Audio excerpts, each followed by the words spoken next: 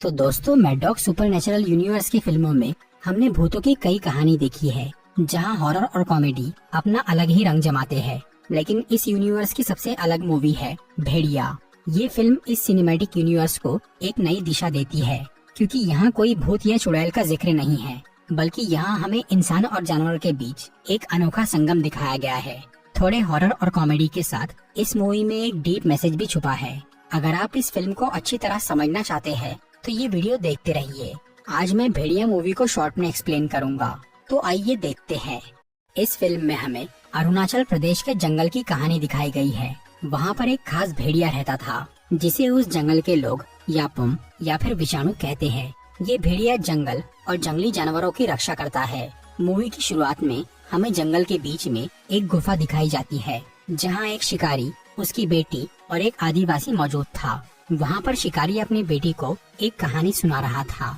तभी अचानक उसे बाहर कुछ आवाज सुनाई देती है, इसीलिए वो बंदूक लेकर उस आवाज का पीछा करता है। तब वहाँ एक भेड़िया आकर उसे मार डालता है।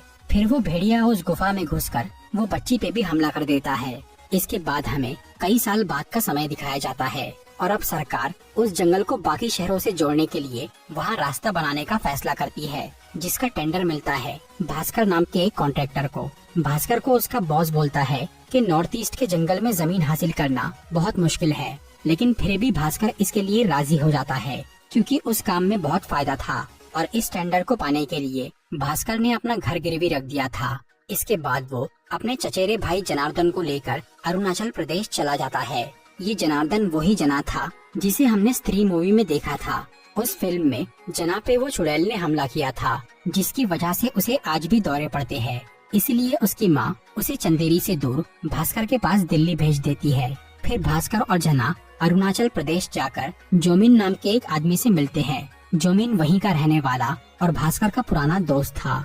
इसके बाद ये लोग जीरो नाम के एक गांव में पहुंचते हैं, जहां पे रास्ता बनने वाला था। ये लोग वहां के नेता, सब इंस्पेक्टर और इंजीनियर से मीटिंग करते हैं, जहां भास्कर उन्हें प्रोजेक्ट समझाता है। लेकिन वो लोग जंगल को काटकर रास्ता बनाने के बजाय जंगल की बाउंड्रीज पर रास्ता बनाना चाहते थे।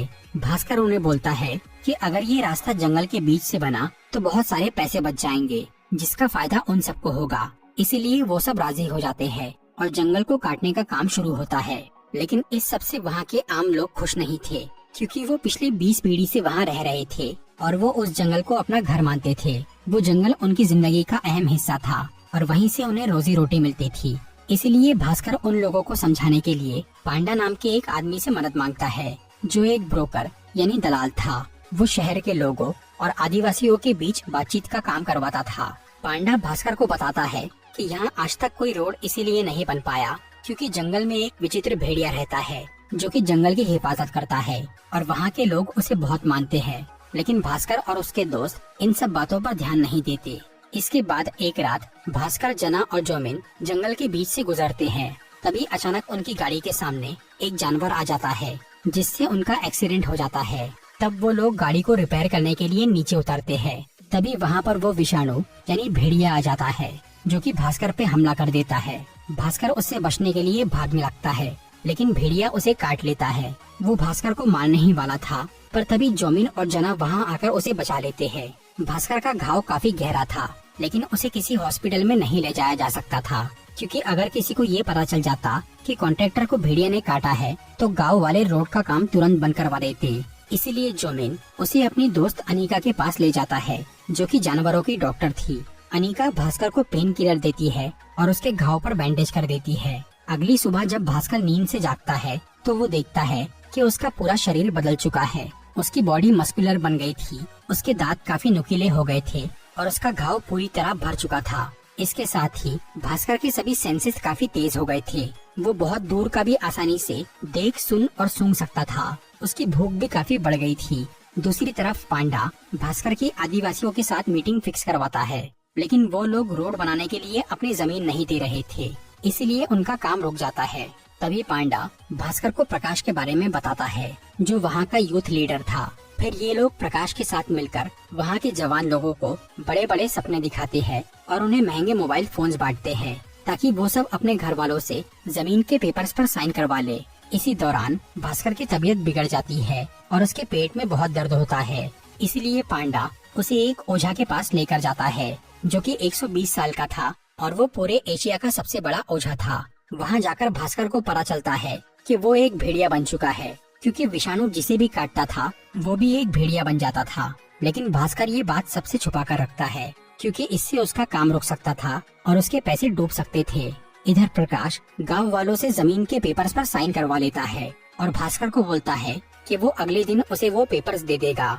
लेकिन ये सब बातें भास्कर के अंदर का जानवर सुन लेता है। फिर वो उसी रात भेड़िया बन के प्रकाश पर हमला कर देता है और उन प्रॉपर्टी पेपर्स को बर्बाद कर देता है। अगली सुबह भास्कर को खून की उल्टी होती है और उसकी तबीयत भी खराब हो जाती है। इसलिए जना और जोमिन को लगता है कि भास्कर को रेबीज नाम की बीमारी हो गई है, जो कि कुत्तों के काटने से होती है। कंफर्म करने के लिए वो लोग भास्कर का यूरिन टेस्ट करवाते हैं। दूसरी तरफ प्रकाश, जो कि अभी अधमरी हालत में हॉस्पिटल में पड़ा था, उसके घाव बहुत तेजी से भरने लगते हैं, जिसे देखकर वहाँ का डॉक्टर समझ जाता है कि ये आदमी विषाणु से इन्फेक्टेड है और वो पुलिस को ये सब बता देता है। इसलिए पुलिस वाले प्रकाश के होश में आने से पहले ही उसे जला देते हैं, ताकि विषाणु का इन्फेक्शन दूसरे लोगों तक न फैले। प्रकाश के मरने के बाद भास्कर अब प्रॉपर्टी पेपर्स पे साइन लाने का काम नेरी नाम के एक इंजीनियर को देता है, क्योंकि गांव वाले नेरी की बात मानते थे। इधर भास्कर की यूरिन टेस्ट की रिपोर्ट आ जाती है, जहां उसकी यूरिन में इंसानी बाल, नाखून और हड्डी के टुकड़े मिलते हैं। ये देखकर जना और जोमिन बहुत हैरान हो जाते हैं और इस बारे में डॉक्टर अनिका से बात करते हैं। तभी वहाँ पांडा आता है और उन्हें विषाणु की कहानी सुनाता है, जिससे जना और जोमिन को पता चलता है कि पूर्णिमा की रात को वो इंसान भेड़िया बन जाता है जिसे विषाणु ने काटा था, और उस दिन पूर्णिमा की ही रात थी। ये सुनकर जना और जोमिन भास्कर के पास जाते हैं। वहाँ उन्हें एक भेड़िया मिलता है जिसने भास्कर की अंडरवियर पहनी थी। इससे उन्हें यकीन हो जाता है कि भास्कर ही भेड़िया है। अगली सुबह जब भास्कर घर लौटता है तो उसके चेहरे पर खून लगा हुआ था, पर उसे ये याद नहीं था कि उसने भेड़िया बनकर किसी को मारा है। तभी पुलिस को इंजीनियर नेरी के घर से उसकी लाश मिलती है और सीसीटीवी से उन्हें पता चलता है कि उसका खून एक भेड़िया ने किया है जिसने अंडरवियर पहनी थी। इससे सब समझ जाते हैं कि ये आम भेड़िया नहीं बल्कि विषाणु है। जना और जोमिन वो अंडरवियर को देखकर समझ जाते हैं कि वो खून भास्कर ने किया है। फिर पुलिस वो अंडरवियर को ढूंढने लगती है। इसलिए जना अपने भाई को बचाने के लिए उस अंडरवियर को जला देता है, लेकिन पांडा उसे ये काम करते हुए देख लेता है और समझ जाता है कि भास्कर ही भेड़िया है। वो गांव वालों को ये सब बताने जा रहा था, लेकिन भास्कर उसे डरा के चुप करा देता है और उसे वो ओझा को ढूंढने बोलता है। इसी दौरान पूर्णिमा की रात आ जाती है, इसलिए जना और जोमिन भास्कर को एक गोडाउन में बंद कर देते हैं ताकि वो भेड़िया बनकर किसी को मारे ना। पर एक पुलिस वाला उन्हें ये सब करते हुए देख लेता है और वो समझ जाता है कि भास्कर ही विषाणु है। इसीलिए वो उन तीनों को उस गोडाउन में कैद करके उनकी पोल खोलने की कोशिश करता है। तभी वहाँ वो विषाणु आकर उस पुलिस वाले को मार देता है और भास्कर को आजाद कर देता है। इधर पांडा वो ओझा का पता लगा लेता है। फिर ये लोग उसके पास जाते हैं, जहाँ वो ओझा उन्हें बताता है कि सदियों से जंगल और इंसानों के बीच एक अनोखा समझौता रहा है, जिसमें वो दोनों एक दूसरे को नुकसान नहीं पहुँचाएंगे। भेड़िया इस समझौते को मानता है और जंगल से बाहर नहीं आता, लेकिन जब इंसान इस समझौते को तोड़ता है और जंगल को बर्बाद करने की कोशिश करता है, तब विषाणु उसे काट लेता है। ओझा उन्हें बोलता है कि इंसान चाहे जितना भी मॉडर्न हो जाए, उसके दिमाग के एक हिस्से में आज भी जंगल बसता है और विषाणु उस हिस्से को जगा देता है, जिसके बाद इंसान अपना सब कुछ भूलकर भेड़िया बन जाता है। अब जंगल उसका घर बन जाता है और जंगल को काटने वाला उसका दुश्मन। विषाणु जंगल का मुखिया है और वो दूसरों को काटकर अपना सैनिक बनाता है ताकि जरूरत पड़ने पर उनका इस्तेमाल किया जा सके।